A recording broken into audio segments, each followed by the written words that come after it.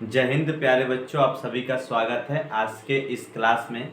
तो आज हम लोग क्लास 10th का मॉडल पेपर देखेंगे। ये प्रतिदर्श प्रश्न पत्र है, बोर्ड द्वारा जारी 2024 के लिए पेपर है कि किस टाइप के आपके प्रश्न बनेंगे और किस टाइप के क्वेश्चन होगा, उसका हम लोग आकलन इस क्लास में पूरी अच्छी तरीके से करेंगे। तो आप बने रहिए मेरे इस क्लास में शुरू से लेकर के अंत तक, तभी ये क्लास आपको समझ में आएगी। तो आइए हम लोग क्लास को शुरू करते हैं। पहले बच्चों, आपका खंड अ जो होगा वो बहुविकल्पीय होगा। तो हमने यहाँ पे बहुविकल्पीय प्रश्नों को सेलेक्ट नहीं किया है। जितने भी प्रश्न आपके सॉल्व करने वाले होंगे केवल हमने उन्हीं प्रश्नों को लिया है। जैसा कि आप देख पा रहे होंगे कि खंड ब में आपके जो क्वेश्चन होंगे जैसे क ख ग घ ऐसे करके होगा। तो इसमें यह रहता है कि सभी खंड को हल कीजिए। जैसा कि आपका पहला, हम कुछ क्वेश्चन को पढ़ देते हैं कि आपका पहला क्वेश्चन ये है कि स्पष्ट कीजिए कि 3 गुणे 5 गुणे 7 धन 7 एक भाज्य संख्या क्यों है। यदि cot थीटा बराबर 7/8 तो 1 plus sine theta 1 minus sine theta और 1 plus cos theta 1 minus cos theta का मान निकालिए। ग वाला आपका जो क्वेश्चन है, दो घनों जिनमें से प्रत्येक का आयतन 64 सेंटीमीटर क्यूब है के संलग्न फलकों को मिलाकर के एक ठोस बनाया जाता है, तो इससे प्राप्त घनाभ का पृष्ठीय क्षेत्रफल क्या होगा, उसे हम लोगों को ज्ञात करना है। तो ये आपके प्रश्न रहे। इन सभी प्रश्नों को अभी हम इनका सलूशन भी आपको देंगे।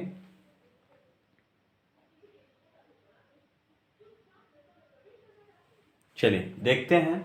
जैसे कि खंड क का आपका जो पहले क्वेश्चन है, कह रहा था कि 3 गुणते 5 गुणते 7 धन 7 एक भाज्य संख्या क्यों है।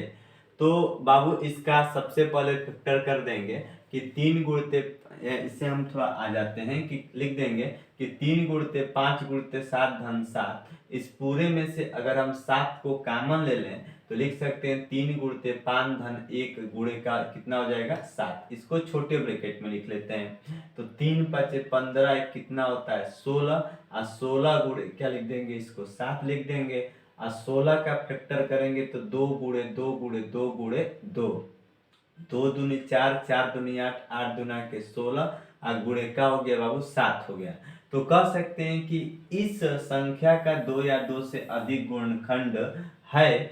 2 या 2 से अधिक गुणनखंड होने के नाते यह जो आपकी संख्या एक प्रकार की भाज्य संख्या है। बस यही आपको लिखना है। अगला आपका जो क्वेश्चन है कि थीटा बराबर 7/8 है, तो लिखा था 1 plus sine theta 1 minus sine theta 1 plus cos theta 1 minus cos theta. तो यह a प्लस बी है और यह a माइनस बी है। नीचे भी a plus b a minus b दोनों का आपस में गुणा कर देंगे तो 1 माइनस साइन स्क्वायर थीटा हो जाएगा, और नीचे आपका 1 माइनस कॉस स्क्वायर थीटा हो जाएगा। 1 minus sine square theta equal to होता है कॉस स्क्वायर थीटा, और 1 minus cos square theta equal to होता है साइन स्क्वायर थीटा। त्रिकोणमिति के प्रथम सर्वसमीका से होता है। और cos square theta by sine square theta equal to cot square theta होता है। प्यारे बच्चों का थीटा का मान 7/8 है, वो कॉट स्क्वायर थीटा है।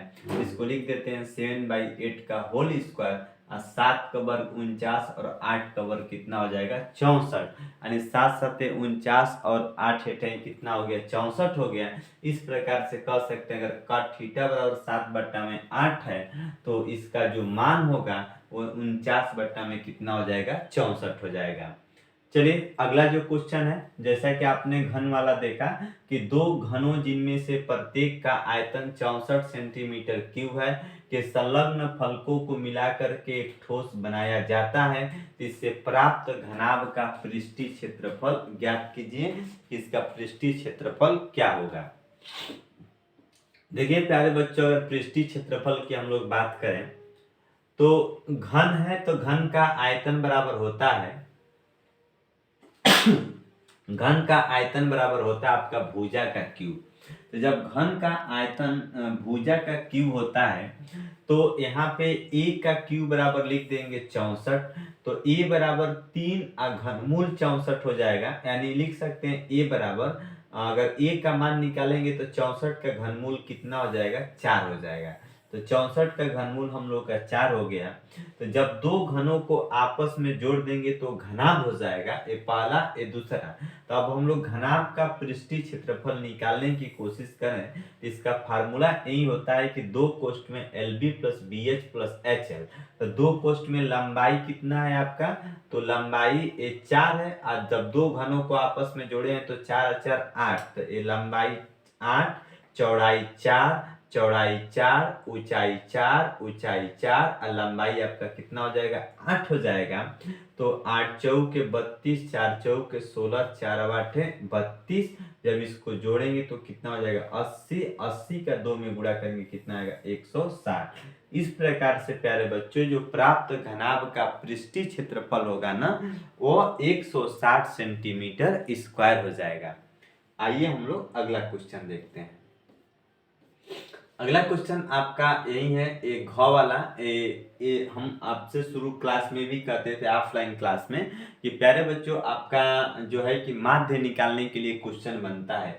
जैसे यहाँ पे एक वर्ग अंतराल है और ये बराबरता दिया हुआ है और इसका माध्य आपको ज्ञात करना है। तो सबसे पहले हम वर्ग अंतराल लिख लेते हैं, 10 से 20, 20 से 30, 30 से 40, 40 से 50, 50 से 60, 60 से कितना हो गया, 70। बराबरता अब हम लोग निकालते हैं। ये तो मान लीजिए आपका बराबरता f का मान दिया भी है कि 2 है, 7 है, 12 है, 15 है, 8 है, 6 है और कितना है, 50 है। तो हम लोग इसका मध्यमान निकालते हैं। तो जब मध्यमान निकालते हैं ना, तो वर्ग अंतराल को जोड़ के इसमें 2 से भाग देते हैं। तो 20 में 10 को जोड़ेंगे 30, और 30 में 2 से भाग देंगे कितना आ जाएगा, 15, और 30 20 50 में 2 से भाग देंगे कितना होगा, 25, 40 और 30 70 का आधा 35। ऐसे ही जब जोड़ लेंगे तो 15, 25, 30, 45, 55 और कितना हो जाएगा, 60 हो गया। x का मान हो गया मध्यमान, और f तो मध्यमान हो गया, और f आपका बराबरता हो गया। उसके बाद से f इंटू एक्स निकालते हैं, इसका इसमें क्या करते हैं, गुणा करते हैं। तो 2 का 15 में गुणा कर देंगे 30 हो जाएगा, 7 का 25 में 175 हो जाएगा, 12 का 35 में करेंगे 420 हो जाएगा, 15 का 45 में 675, 8 का 55 में कितना होगा, 440, 6 का 65 में कितना हो जाएगा, 390। जब इस पूरे को जोड़ेंगे तो इसका जो फाइनल रिजल्ट आएगा 2130 आ जाएगा। और यहाँ पे आपका जो सिग्मा एफ का योग आएगा वो 50 हो जाएगा। तो माध्य का फार्मूला होता है sigma F X upon sigma F. Sigma F X का मान 2130 है और सिग्मा एफ का मान 50 है। जब 50 से इसको डिवाइड करेंगे तो आएगा 42.6। कितना आ जाएगा, 42.6। इस प्रकार से हम निम्नलिखित वर्गीकृत आंकड़े का माध्य ज्ञात कर सकते हैं। इस क्वेश्चन को आप एक बार प्रैक्टिस कर लेंगे। चलिए इसी प्रकार से आपका जो नेक्स्ट क्वेश्चन अंग वाला दिया है, ये निर्देशांक ज्यामिति से क्वेश्चन है बाबू। क्वेश्चन यही बन रहा है कि बिंदु -4, 6 और बिंदु A -6, 10 और B 3, -8 को जोड़ने वाले रेखाखंड को किस अनुपात में, क्या बाबू, किस अनुपात में विभाजित करता है। तो यहाँ पे आपको अनुपात बताना है। तो मान लिया जाए कि -4, 6, -6, 10 बिंदुओं 3, -8 को मिलाने वाले रेखाखंड को के संबंध 1 के अनुपात में विभाजित करती है। तो x बराबर जो फार्मूला होता है कि अंतः विभाजन का, कि mx2 + nx1 / m + n, y बराबर my2 + ny1 / m + n। तो जो x, y का मान है वो कितना है, -4, इसको x, y का मान -4, 6 हो जाएगा। अब यहाँ पे और अनुपात की अगर बात कर देंगे तो के संबंध 1 के अनुपात में विभाजित होता है। तो यह मान m का और यह मान किसका हो जाएगा, n का हो जाएगा।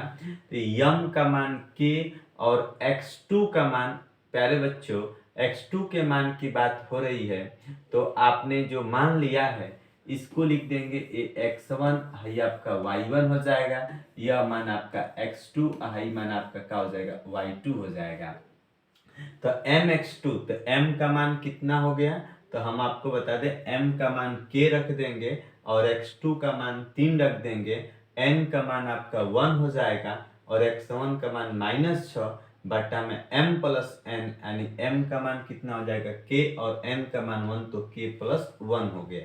ऐसे ही m का मान यहाँ पे कितना हो जाएगा, तो m का मान k ले लेंगे और y2 का मान कितना हो जाएगा -8 प्लस 1, n का मान फिर कितना हो जाएगा 1 और y1 का मान कितना हो जाएगा 10 बटा में m plus n plus k plus 1 हो जाएगा। तो जब -4 का मान 6 बराबर 3k -6k plus 1 -8k plus 10k plus 1, तो अगर इसमें से हम मान लीजिए कि -4 को और 3k -6/k प्लस 1 अगर इसको लेकर के सॉल्व करते हैं तो 3k -6/k plus 1 equal to -4 हो जाएगा। इसका क्रॉस मल्टीप्लाई करा देंगे तो 3k -6 इक्वल टू, हम x निर्देशांक को लिए, किसको x को, चाहे y को लेंगे, दोनों में से एक ही अनुपात आएगा, तो इसका इसमें गुणा करा देंगे तो 3k -6 इक्वल टू -4k -4 हो जाएगा। तो 3k plus 4k equal to, देखिए ये 3k है और -4 के इधर आएगा प्लस 4k, ये -4 है और -6 इधर जाएगा प्लस 6 हो जाएगा, 4 3 7 के और -4 धन 6 कितना हो जाएगा 2, तो k बराबर 2 बटा में 7, तो k संबंधी 1 बराबर कितना हो जाएगा आपका 2 संबंधी 7 हो जाएगा। इस प्रकार से हम लोग अनुपात निकाल सकते हैं। तो प्यारे बच्चों, अनुपात को कभी भी निकालने के लिए आप अंतः विभाजन का ही प्रयोग करेंगे, जब प्रश्न पत्र में जिक्र न किया गया हो कि अंतः विभाजन है कि वाह्यतः विभाजन है। चलिए समझ लेंगे। अगला क्वेश्चन है आपका ये भी क्वेश्चन जो है कि कोऑर्डिनेट ज्यामिति से है, निर्देशांक ज्यामिति से है। क्वेश्चन यही आपका कि आप देख पा रहे हैं कि x और y में एक ऐसा संबंध ज्ञात कीजिए जो बिंदुओं x, y बिंदुओं 3, 6 -3, 4 से समदूरस्थ हो। समदूरस्थ का मतलब ये हो गया कि समान दूरी पर हो। जैसे मान लीजिए कि बिंदु x, y बिंदु 3, 6 -3, 4 से अगर समदूरस्थ हो, समान दूरी पर हो, तो यहाँ पे हम ले लेते हैं कि x और मान लीजिए आपका y बिंदु हो गया, इसको 2 बराबर भागों में बांट देते हैं। इसके निर्देशांक जो है कि 3, 6 है और इसका निर्देशांक जो है कि -3, आपका क्या है बाबू 4 है। तो जब ये -3, आपका 4 हो गया, तो देखिए सबसे पहले अगर हम x, y और 3, 6 को लेने की कोशिश करते हैं तो आप जानते हैं कि दो बिंदुओं के बीच की दूरी का सूत्र x2 - x1 का होल स्क्वायर। तो अगर हम इसको x1, इसको y1, इसको x2, इसको y2 ले लेंगे तो x2 - x1 का होल स्क्वायर। तो x2 का मान, दो बिंदुओं के बीच की दूरी का सूत्र आपको पता ही है, तो पहले यहाँ से लेकर के यहाँ तक की दूरी निकालते हैं। तो अगर इस बिंदु को हम P मान लेते हैं, इसको A और इसको मान लेते हैं B, तो P से A की दूरी निकालेंगे P या P से B की दूरी निकालेंगे PB। तो PA बराबर √x2 - x1 का होल स्क्वायर और y2 - y1 का होल स्क्वायर बराबर √x2 - x1 का होल स्क्वायर फिर y2 - y1 का होल स्क्वायर। तो बाबू क्या करेंगे कि अगर हम x2 का मान रखते हैं तो x2 का मान आपका वहां से 3, x1 का मान हो जाएगा x का होल स्क्वायर प्लस y2 का मान 6 और y1 का मान कितना हो जाएगा y का होल स्क्वायर। उसी तरह इसको x1 y1 इसको क्या ले लेंगे x2 y2 ले लेंगे। अगर इसको हम पुनः क्या ले लेते हैं x2 और y2 ले लेंगे, x2 - x1 का होल स्क्वायर यानी -3 - x का होल स्क्वायर, y2 - y1 का होल स्क्वायर यानी 4 - y का होल स्क्वायर। दोनों पक्षों का वर्ग करके कड़ी को तोड़ देंगे। कड़ी को तोड़ने के बाद से एक काम करते हैं, यहाँ पे a - b का होल स्क्वायर, a - b का होल स्क्वायर, यहाँ तक लगा देंगे, इसके लिए a माइनस बी का होल स्क्वायर यहाँ तक हो जाएगा, फिर a माइनस बी का होल स्क्वायर यह हो जाएगा, फिर a माइनस बी का होल स्क्वायर यह हो जाएगा। जो बराबर इसको कैंसिल कर देंगे, जैसे मान लीजिए कि वाई स्क्वायर से वाई स्क्वायर आपका कट जाएगा। यहाँ पे आपका ये 9 से इसको 9 को काट देंगे। फिर हम लोग कोशिश ये करते हैं कि ये आपका 36 है, आप प्लस 16 इधर आएगा तो क्या हो गया माइनस 16 हो जाएगा। फिर प्यारे बच्चों आपका ये मान लीजिए कि 12x है, तो 6x तो यहाँ पे हो जाएगा, ठीक। और यहाँ पे प्लस 6x है, ये माइनस 6x है, उधर जाएगा 6 6 कितना हो जाएगा 12x, ठीक है।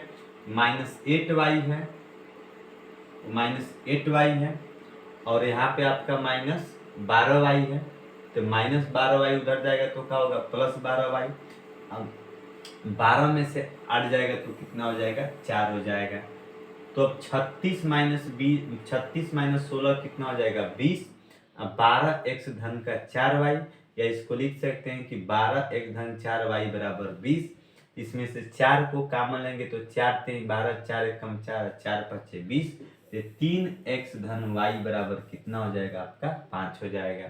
तो इस प्रकार से हम लोग दो बिंदुओं के बीच की दूरी का सूत्र अप्लाई करके और दो बिंदुओं के बीच की दूरी को अप्लाई करके x और y में संबंध को बता सकते हैं। अगला क्वेश्चन आप दूसरा देख पा रहे होंगे। अब यहाँ से आपके 4 नंबर के क्वेश्चन स्टार्ट होते हैं। निम्नलिखित में से किन्हीं 5 खंडों को हल करना होता है। पहला खंड आपका यही है कि द्विघात बहुपद 6x² माइनस 3 माइनस 7x के शून्यक ज्ञात कीजिए और शून्यकों तथा गुणांकों के बीच के संबंध की सत्यता की जांच कीजिए कि सही है कि नहीं है। सबसे पहले बहुपद है तो px बराबर इसको सजा के लिख लेंगे 6x² माइनस 7x माइनस 3। 3 का 6 में गुणा कर देंगे, 3 छके 18 का ऐसा फैक्टर करेंगे कि जोड़ने अथवा घटाने पे 7 आ जाए। 9 दूनी 18, 9 में से 2 जाएगा 7 हो जाएगा।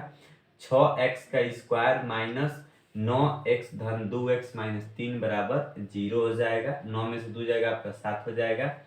दो पदों में इसको बांट लेंगे तो 6x² माइनस का 9x हो गया, 2x माइनस का 3 इक्वल टू 0 हो गया। इसमें से अगर हम 3x को कॉमन ले लेंगे तो 2x माइनस का 3, और जो इस ब्रैकेट में होता है वही दूसरे में भी होना चाहिए, तो यहाँ से 1 को कॉमन ले लेंगे तो 2x माइनस 3 इक्वल टू 0। इसमें से उभयनिष्ठ कॉमन 2x माइनस 3 हो जाएगा तो क्या बचेगा 3x प्लस 1 इक्वल टू 0। तो 2x माइनस 3 इक्वल टू 0, तो माइनस 3 उधर जाएगा प्लस 3, तो x इक्वल टू कितना आएगा आपका 3/2 आ जाएगा।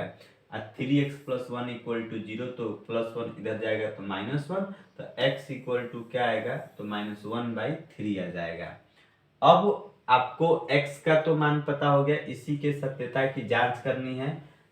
अब तो गुणांक हमको पता चल गया है, ठीक है। अब सत्यता की जांच करते हैं तो सबसे पहले इसकी अगर तुलना करते हैं द्विघात समीकरण x² plus bx plus c equal to 0 से, तो यह मान आपका a का है, यह मान आपका b का है, और यह मान आपका c का है। तो यहाँ से a का मान 6, b का मान -7,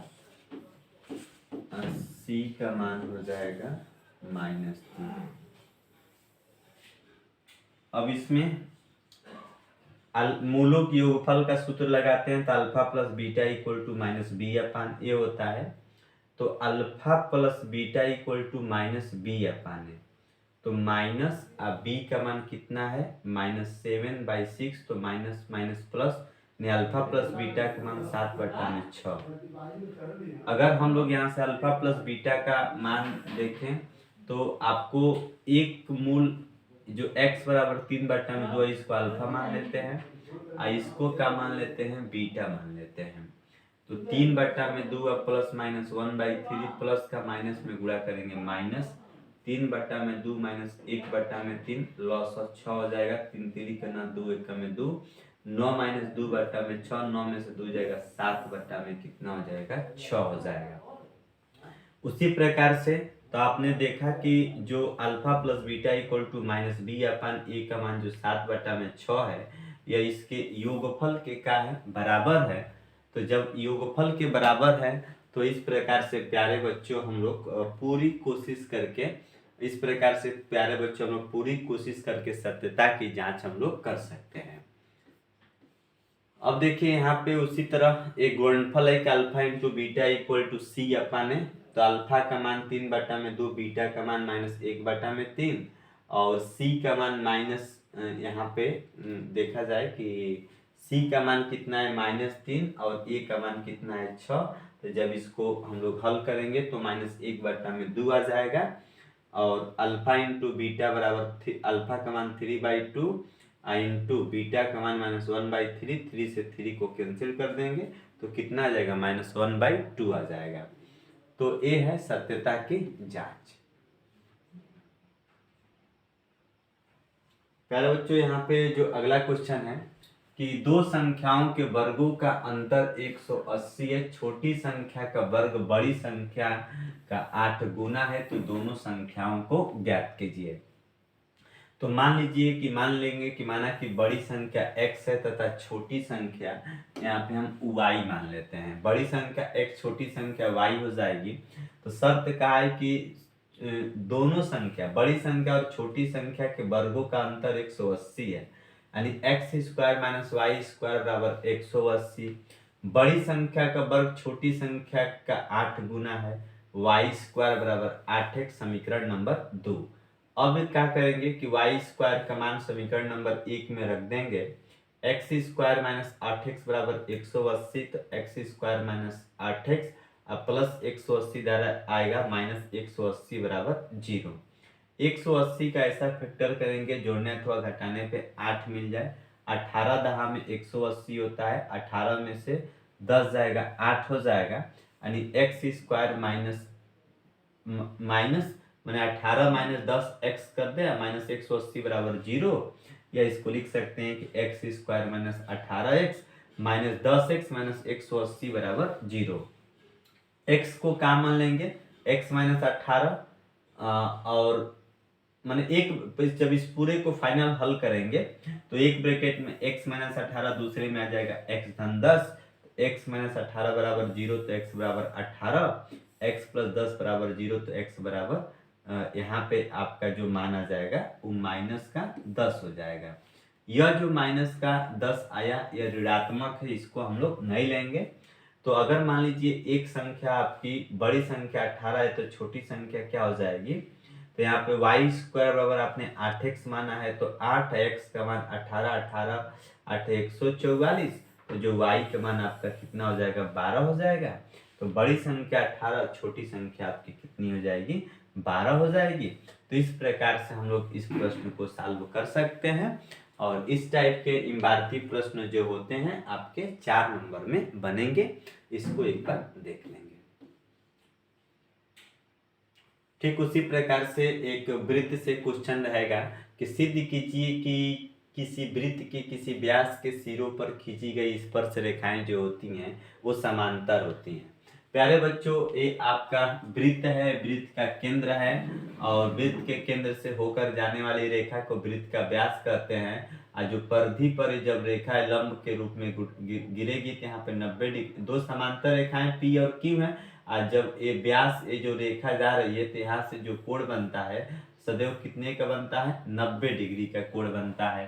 तो सिद्ध यही करना है कि सिद्ध कीजिए किसी वृत्त के किसी व्यास के सिरों पर खींची गई स्पर्श रेखाएं समांतर होती हैं। तो मान लिया जाएगा कि मान लीजिए कि एक वृत्त है जिसका व्यास क्या है PQ है, P और Q सिरे पर दो स्पर्श रेखाएं हैं AB और क्या है बाबू आपका CD है, खींची गई है। तो कोण आपका जो OPA बराबर 90 अंश है और कोण OQD बराबर भी कितना आपका 90 अंश है। तो वृत्त के केंद्र से स्पर्श रेखा पर खींचा गया जो रेखाखंड होता है वो लंबवत होते 90 डिग्री का कोण बनाता है। इस प्रकार से जो कोण आपका AP आपका जो Q होगा ये भी 90 का हो जाएगा, और जो कोण आपका यहाँ पे D, Q और P है ये भी कितने का हो जाएगा, 90 डिग्री का। तो हम लोग कह सकते हैं कहते इस प्रकार से एकांतर कोण है, तो कोण APQ बराबर कोण DQP एकांतर कोण के हिसाब से बराबर है। तो जब दो एक कोण आपस में क्या हो गए, बराबर हो गए, तो कह सकते हैं कि जो रेखा AB है वो रेखा CD के क्या होगी, समांतर होगी। अतः स्पर्श रेखाएं जो AB और CD है एक दूसरे के समांतर होंगी। ये चीज हम लोग को सिद्ध करना था।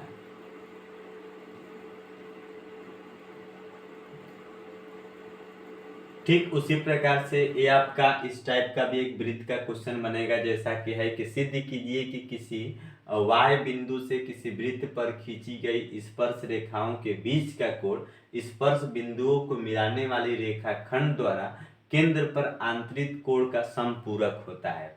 तो समपूरक होता है ये बताना है हम लोगों को। तो हम बता दे बाबू कि आप किस प्रकार से इसको सॉल्व करेंगे।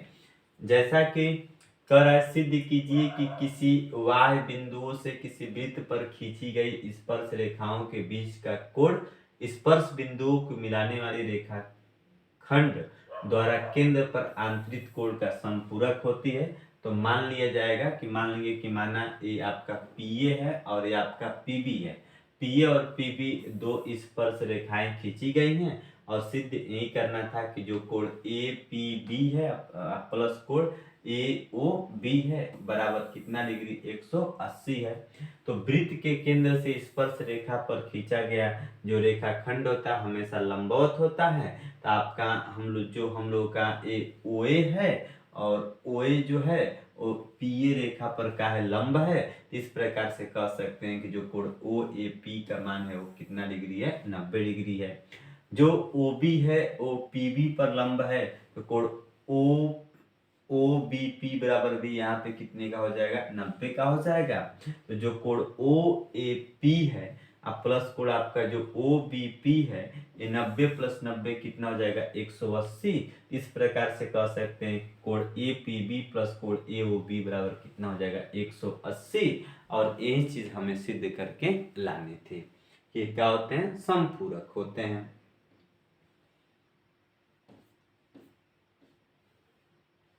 यहाँ पे एक और आपका 4 नंबर का एक छोटा सा ही प्रश्न दिया हुआ है। प्रश्न यही आपका दिया है कि एक थैले में 3 लाल और 5 काली गेंदें हैं। इस थैले में से एक गेंद यादृच्छा निकाल ली जाती है। इसकी प्रायिकता क्या है कि पहला लाल है और दूसरा लाल नहीं है। तो लाल गेंदों की संख्या 3 है, काली गेंदों की संख्या 5 है। कुल गेंदों की संख्या कितनी हो जाएगी, 5 3 8। तो लाल गेंद होने की प्रायिकता तो अनुकूल बटा में कुल परिणाम, तो अनुकूल परिणाम 3 है, कुल परिणाम 8 है, 3 बटा में 8। लाल गेंद नहीं होने की प्रायिकता तो काली गेंदों की संख्या कितनी है बाबू, यहाँ पे हम बता सकते हैं लाल गेंद नहीं होने की प्रायिकता यानी काली गेंदों की संख्या 5 है, लाल गेंद नहीं है तो 5 बटा में कितना हो जाएगा, 8 हो जाएगा। अनुकूल बटा में कुल परिणाम लिख देते हैं। फिर उसी टाइप का एक प्रश्न आप देख रहे हैं, इसका माध्यक दिया है 28.5, बराबरताओं का योग 60 है तो x और y का मान ज्ञात कीजिए। ऐसा प्रश्न आपका सॉल्व हुआ है बाबू।